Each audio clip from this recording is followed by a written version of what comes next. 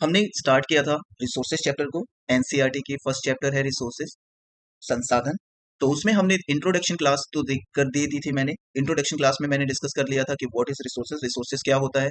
अगर आपने नहीं देखी वो वीडियो तो आप उस वीडियो को जाके पहले देखें, इससे आपके टॉपिक में अंडरस्टैंडिंग बेटर बनेगी। आज हम चलिए डिस्कस करते हैं कि टाइप ऑफ रिसोर्सेज क्या होते हैं। उनमें हम देखेंगे सबसे पहले कि नेचुरल रिसोर्सेज क्या है, फिर हम देखेंगे ह्यूमन मेड रिसोर्सेज क्या है, और फिर ह्यूमन।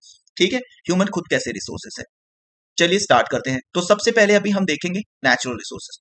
देखो, नेचुरल रिसोर्सेज मतलब क्या होता है, जो हमें नेचर से सीधे मिले। जैसे, नहीं समझे, जैसे हमें जिसमें ज्यादा संशोधन नहीं करना पड़े, ज्यादा चेंजेस ना करना पड़े, ज्यादा मॉडिफिकेशन ना करना पड़े, उस वो हमें सीधे नेचर से मिल रहा है और हम उसका इस्तेमाल सीधे कर सके, वो होता है हमारा नेचुरल रिसोर्सेज। ठीक है, वो होता है हमारा natural resources. Resources that are the drawn from the nature and the use without much modification are called natural resources. उसमें हमें ज्यादा चेंजेस करने की जरूरत नहीं होती।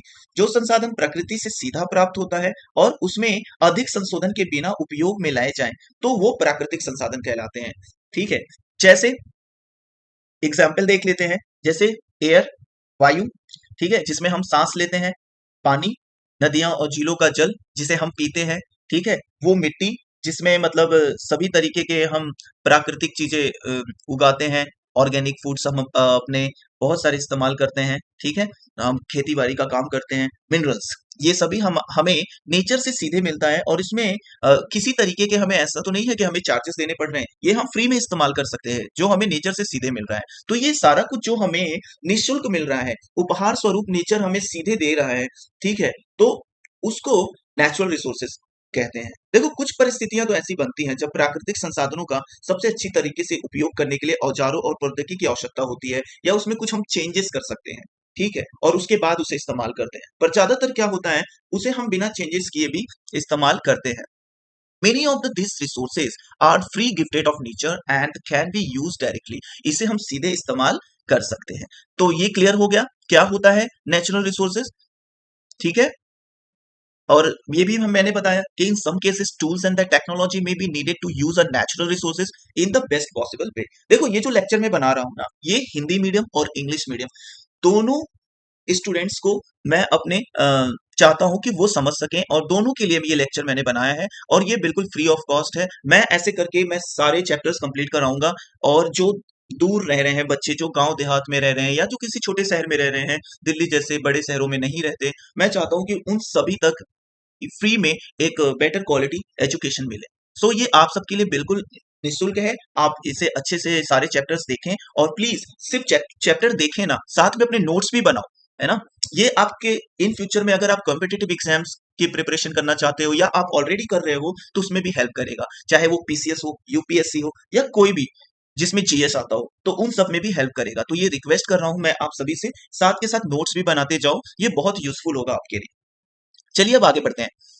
देखो, नेचुरल रिसोर्सेज के बारे में तो हमने समझ लिया, थोड़ा बहुत मॉडिफिकेशन करके, इन चेंजेस करके, या फ्री में हमें जो नेचर से मिलता है वो होता है नेचुरल रिसोर्सेज।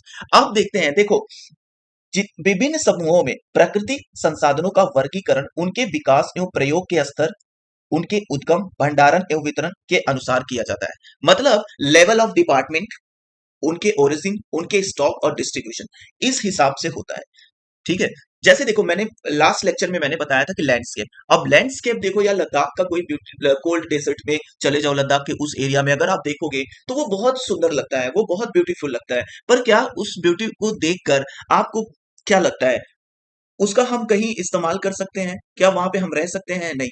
देखो, रिसोर्सेज वो है जिसकी वैल्यू हो, जिसका आप यूज भी तो कर सको ना। अब जिसका आप इस्तेमाल नहीं कर पा रहे हो, वो आपके लिए रिसोर्सेज कैसे होगा? अगर मान लो मंगल ग्रह पे कुछ मिल रहा है ऐसा जो हम इस्तेमाल कर सकते हैं ह्यूमंस, पर क्या अभी तक हमारे पास ऐसी टेक्नोलॉजी हो चुकी है जिससे हम मंगल ग्रह से उस रिसोर्स को, पर्टिकुलर रिसोर्स को यहाँ ले आए और इस्तेमाल कर सकें? नहीं हुई है ना। तो जब तक उसको हम इस्तेमाल नहीं कर पा रहे हैं, वो हमारे लिए रिसोर्सेज तो है पर वो वैल्यूएबल नहीं है। ठीक है, कचरा तब तक कचरा था हमारे लिए जब तक उसका हम इस्तेमाल नहीं करते थे, पर आज हम बायोगैस बना रहे हैं। आज हम कई तरीके का मॉडिफिकेशन करके कचरे का भी ह्यूमन क्या कर रहा है, इस्तेमाल कर रहा है। इन सब के बारे में भी हम बात करेंगे जब ह्यूमन मेड रिसोर्सेज के बारे में मैं देखूंगा। अभी हम देख लेते हैं नेचुरल रिसोर्सेज के लेवल ऑफ डिपार्टमेंट, पॉइंट्स को, ओरिजिन को, स्टॉक को और डिस्ट्रीब्यूशन को। देखो, लेवल ऑफ डिपार्टमेंट में अगर अपने देखें तो इसमें देखो वो रिसोर्सेज आएंगे जो एक्चुअल हैं, और दूसरा पोटेंशियल। अब हम डिस्कस करेंगे कि एक्चुअल रिसोर्सेज क्या है और फिर पोटेंशियल रिसोर्सेज क्या है, उसके बारे में मैं आपको बताऊंगा। देखो, actual resources are the those resources whose quantity is known, जिसका मतलब हमें ना खपत के बारे में पता है, जिसके भंडारण के बारे में हमें पता है। ठीक है, ये वे संसाधन होते हैं जिसकी मात्रा का हमें ज्ञात होता है। ठीक है, इन संसाधनों का इस समय उपयोग किया जा रहा है। ठीक है, जैसे जर्मनी के रूर प्रदेश में अगर देखो तो कोयले, पश्चिम एशिया में अगर अपने देखें, ठीक है, पश्चिम एशिया में अगर आप देखोगे तो वहां पे आपको पेट्रोलियम, वेस्ट एशिया में पेट्रोलियम, ठीक है, dark soil of the Deccan प्लेटू, Maharashtra में भी एक्चुअल रिसोर्सेज बहुत सारे हैं। तो इनका ना हमें भंडारण पता है, इनका पता है कि ये कितनी मात्रा में मौजूद है और इनका हम इस्तेमाल कर रहे हैं इन खनिज तेल का। ठीक है, इन सभी का, जैसे दक्कन के पठार में मैंने बात करी, काली मिट्टी से भरपूर जो संसाधन है, वो सभी क्या है, ये सभी एग्जाम्पल है एक्चुअल रिसोर्सेज के। ठीक है, अब इसके बाद अपने देखेंगे कि पोटेंशियल रिसोर्सेज क्या होता है। देखो भाई, पोटेंशियल रिसोर्सेज वो रिसोर्सेज है ना जिसका ना तो हमें पता है कि वो कितने मात्रा में है, ना तो हमें ये पता है कि उनको इस्तेमाल कैसे करें।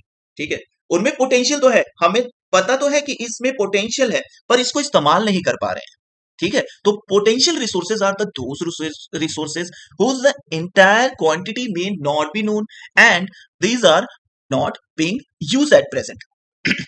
This resources can be used in future, इनको फ्यूचर में कभी इस्तेमाल करेंगे। फ्यूचर में कभी इस्तेमाल करेंगे भाई, जब इसके इसके लिए कोई टेक्नोलॉजी डेवलप कर लें हम, है ना। अगर हमारे पास कोई टेक्नोलॉजी उस लेवल की आ जाएगी तो हम इसको फ्यूचर में इस्तेमाल कर लेंगे, और जब तक नहीं है तब तक ये हमारे लिए क्या है, पोटेंशियल रिसोर्सेस है। इस संभावना है, बस इसका संभाव संसाधन है। ठीक है, जिसकी संपूर्ण मात्रा का नहीं पता है और इस समय इनका प्रयोग भी नहीं किया जा रहा। इन संसाधनों का उपयोग या भविष्य में किया जा सकता है, या इस समय जो हमारा प्रौद्योगिकी का स्तर है वह संभवतः इन संसाधनों को आसानी से प्रयोग करने के लिए पर्याप्त रूप से उत्पन्न नहीं है। ठीक है, जैसे अपने देखें कि लद्दाख में अपने देखें, ठीक है, लद्दाख में आपको पता है यूरेनियम मिला। ठीक है, लद्दाख में अब यूरेनियम मिला तो उसमें पोटेंशियल तो बहुत है, पर उसको हम फ्यूचर में इस्तेमाल करेंगे, है ना। इन यूरेनियम को यूज करना हमें अभी नहीं आ रहा है, right. And high speed wind की अगर बात करें तो उसमें पोटेंशियल बहुत है ना। तो इन रिसोर्सेज को 200 ईयर एगो पहले क्या नाम है, ये रिसोर्सेज थे, इनको हम इस्तेमाल करना नहीं जानते थे, पर आज हम इनका इस्तेमाल कर रहे हैं। आज हम बहुत सारे पवन चक्कियां बनाकर, ठीक है, इनको हम इस्तेमाल कर रहे हैं। ठीक है, today they are not an actual resources, wind form generated energy using the wind mills like the Netherland. Netherland में देखो अभी ये इनका इस्तेमाल हो रहा है, बहुत सारे वहां पे पवन चक्कियां बनाई गई हैं और वहां पे इनको बकायदा इस्तेमाल किया जा रहा है। ठीक है, तो ये पहले पोटेंशियल था 200 साल पहले, पर अभी जब इनको इस्तेमाल करना हमने स्टार्ट कर दिया तो उसके बाद ये हमारे लिए पोटेंशियल नहीं रहे, ये हमारे लिए रिसोर्सेज बन गए। ऐसे यूरेनियम की भी अगर अपने बात करें तो अभी वो हो सकता है कि हमारे लिए क्या हो, हमारे लिए इस्तेमाल करने की अभी टेक्नोलॉजी हमारे पास ना होने की वजह से ये सिर्फ रिसोर्सेज हैं, पोटेंशियल रिसोर्सेज हैं, और जब हम इनको इस्तेमाल करने लग जाएंगे तो ये हमारे लिए क्या बन जाएंगे, ये हमारे लिए बन जाएंगे रिसोर्सेस। ठीक है, तो यहां तक क्लियर है।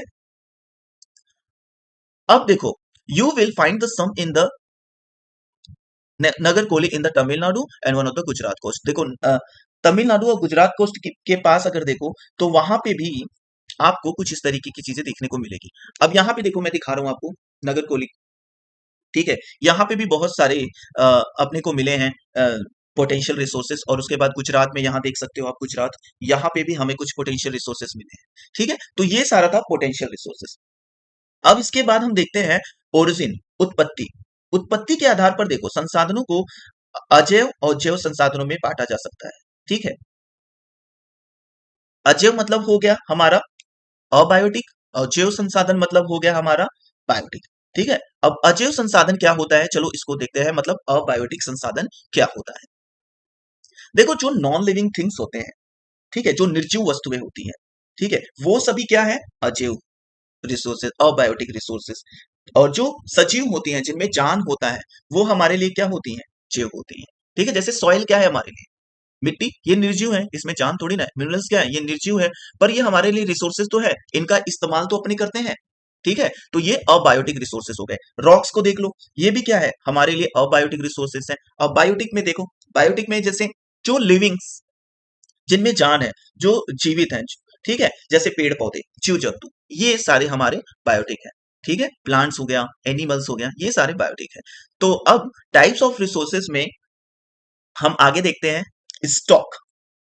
ठीक है, स्टॉक में देखो, it is the amount of resources available for us, कि कौन सा रिसोर्सेज कितने अमाउंट में अवेलेबल है उसके बारे में हम देखेंगे। ठीक है, देखो इसमें स्टॉक में अगर अपने बात करेंगे तो इसमें हम देखेंगे रिन्यूएबल कितना है और फिर हम देखेंगे नॉन रिन्यूएबल कितना है। अब रिन्यूएबल में मतलब नवीनीकरण से है। ठीक है, ये वे संसाधन है जो शीघ्रता से नवीकृत हो जाते हैं, मतलब पुनः पूरित हो जाते हैं, उनको दोबारा मतलब इस्तेमाल कर सकते हैं। जैसे देखो, आप अगर सांस ले रहे हो, है ना, हम ऑक्सीजन लेते हैं, अब ऑक्सीजन तो हमने लिया, तो क्या दोबारा हम सांस नहीं ले पा रहे हैं? हम ले पा रहे हैं। ये तुरंत के तुरंत क्या होते हैं, दोबारा के दोबारा ये पुनः पूरित होते रहते हैं, मतलब ये बनते रहते हैं। और नॉन रिन्यूएबल मतलब होता है वे संसाधन जिनका भंडारण सीमित है, जो एक बार अगर समाप्त हो गया ना, तो दोबारा बनने में पता नहीं हजारों साल लगे, लाखों साल लगे, या करोड़ों साल लगे, या बने भी ना। ठीक है, अब जैसे कोयला, पेट्रोलियम, प्राकृतिक गैस, ये सभी क्या है, नॉन रिन्यूएबल है। ये इतनी जल्दी थोड़ी ना बनेंगे, एक बार अगर खत्म हो गया तो हो गया। ठीक है, दोबारा बनने में उसको पता नहीं हमारी तो कितनी पुश्तें निकल जाएंगी। ठीक है, तो ये तो चलो मजाक की बातें हो गई। अब चलिए थोड़ा देख लेते हैं रिन्यूएबल। देखो, renewable resources are the those which get the renewal और द रिप्लेसमेंट क्विकली, मैंने डिस्कस कर ही दिया। जैसे विंड हो गया, सॉइल हो गया, सन हो गया, वाटर हो गया, बायोमास, ये सभी क्या है, ये ऐसे रिन्यूएबल रिसोर्सेस हैं जिनका हम इस्तेमाल करते रहते हैं। ठीक है, अब हम बहुत सारे सोलर पैनल बना चुके हैं जिससे हम एनर्जी बनाते हैं। ठीक है, तो ये सारे रिन्यूएबल है, इनका आप कितना भी इस्तेमाल करो ये पुनः बनते जाएंगे। पर इसका मतलब ये नहीं है कि वाटर अगर रिन्यूएबल में है तो वाटर आप इस तरीके से इस्तेमाल करो कि वो खत्म ही हो जाए, है ना। वाटर में समुद्र की पानी की बात नहीं कर रहा हूं मैं बात कर रहा हूँ फ्रेश वाटर की, जो वाटर आप पीते हो। ठीक है, अब फ्रेश वाटर दुनिया में उतना नहीं है जितना खारा वाटर है, या मतलब ऐसा वाटर जिसको अपने पी नहीं सकते। फ्रेश वाटर मतलब जो हमारे पीने के लिए यूज में आता है, जो हमारे लिए क्या है, रिसोर्सेस है। ठीक है, चलो अब यहां तक हो गया, अब इसके आगे देखते हैं। देखो, some of the these are unlimited and are not affected by the human activities such as a solar and the wind energy. जैसे कि मैंने बताया कि सोलर और विंड एनर्जी क्या है, ये इफेक्टेड नहीं होने वाले ह्यूमन के एक्टिविटी से। सोलर पैनल लगाओ, उनसे इस्तेमाल करो, विंड एनर्जी से भी हम एनर्जी बना रहे हैं, तो इन सब चीजों पे ना कोई इंपैक्ट तो नहीं पड़ता ह्यूमन एक्टिविटीज का। लेकिन yet careful use of the certain renewable resources like water, soil, forest can be affected there stock. ठीक है, अब वाटर का बहुत ज्यादा इस्तेमाल करेंगे, जैसे ग्राउंड वाटर दिल्ली जैसे शहरों में मैं देखता हूँ, और कोलकाता जैसे शहरों में, जो मुंबई जैसे शहर है, या जो दुनिया के भी, पूरी दुनिया की प्रॉब्लम है ये। ग्राउंड वाटर क्या है, धीरे धीरे कम होता जा रहा है। वो इसलिए हो रहा है क्योंकि हम ध्यान ही नहीं दे रहे, हम वाटर के यूजेस पे ध्यान ही नहीं दे रहे कि हम किस तरीके से हमें वाटर का इस्तेमाल करना चाहिए। ठीक है, तो वाटर जो ह्यूमन एक्टिविटीज है, वाटर हो गया, सॉइल हो गया, या फॉरेस्ट में लोग पेड़ काटना स्टार्ट करते हैं तो काटते ही रहते हैं, बिल्कुल ध्यान ही नहीं देते कि भाई रुक जाओ, एक हिसाब से काम करो, है ना। क्योंकि हमारे जो डिजायर है वो बहुत ज्यादा है, इस वजह से पेड़ों की कटाई हम करते जाते हैं, जिसका भी इम्पैक्ट किस पे पड़ता है, हमारे नेचर पे पड़ता है, इनके रिन्यूएबल प्रोसेस पे पड़ता है। तो ये रिन्यूएबल तो है, पर इनमें भी अगर हम बहुत तेजी से इस्तेमाल करेंगे तो इन पे फर्क तो देखो पड़ेगा। तो ह्यूमन एक्टिविटीज भी इसके लिए रिस्पॉन्सिबल होती है, और इससे इनका जो स्टॉक है उस पे भी क्या होता है, प्रॉब्लम तो देखो होती है। ठीक है, तो वाटर, सॉयल, फॉरेस्ट, इन सब में क्या नाम है, ह्यूमन एक्टिविटीज का प्रॉब्लम होता है, और कुछ चीजों पे नहीं होता। Water seems to be an unlimited renewable resources. ठीक है, पर बहुत सारे ऐसे जगह के बारे में मैंने बताया ना, कि जहां पे नेचुरल वाटर के सोर्सेज क्या है, वो मेजर प्रॉब्लम हो गया है, वहां पे वाटर की एबिलिटी नहीं है, वहां पे बहुत ज्यादा प्रॉब्लम हो रहा है पूरी दुनिया में। ठीक है, तो ये हो गया स्टॉक। अब अपने ना नॉन रिन्यूएबल के बारे में बात कर लेते हैं। Non renewable resources are the those which have a limited stock. ठीक है, जिसका स्टॉक क्या नाम है, बहुत कम है, बहुत सीमित है। जैसे कोयला हो गया, पेट्रोलियम हो गया, प्राकृतिक गैस, ये सब एक बार खत्म हो गए तो ये जल्दी बनने वाले नहीं है। तो ये सारा हो गया हमारा नॉन रिन्यूएबल। देखो भाई, जिन्होंने नोट्स नहीं बनाए प्लीज नोट्स बना लेना, ये आपको रिवीजन में भी बहुत हेल्प करेगा। ठीक है, सो ये आज की क्लास में बस हम इतना ही रखते हैं, इसके बाद की चीजों के बारे में हम नेक्स्ट क्लास में बात करेंगे। ओके।